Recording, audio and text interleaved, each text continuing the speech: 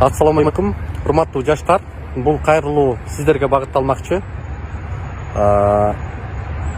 Бүгүн Кыргызстан жаңыланууга, жаңы күчкө муктаж болуп тургандыгын ар бирибиз сезип туюп калдык.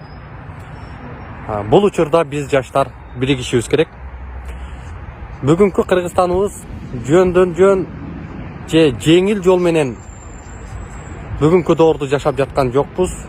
Себеби биздин ата бабаларыбыз бул үчүн өмүрүн жашоосун арнаган. Ошондуктан мына атап кетели. Жусуп Абдрахманов, Баял Исакеев, Сыдык Карачев, Исхак Разаков, мына өмүр баяндарын карасак, эмне деген кордукту, эмне деген түйшүктү тартып бүгүнкү жаркын Кыргызстанды бизге калтырды. Бүгүн биз жаштар ал үчүн кандай жан үрөп жатабыз? Же кадырлай алып жатабызбы? Бул албетте оор, чоң суроо. Ошон үчүн мен айткым келет. Биз жаштар бүгүнкүдөй көпөстөрдүн жетим жүгүрүгүнө айланбашыбыз керек. Биз алардын картасы менен жүрбөшүбүз керек. Бүгүнкү жемкорлор менен күрөшүүгө убакыт келди. Ошон үчүн жаштар биригели.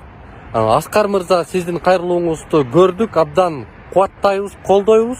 Биз биригүүгө даярбыз.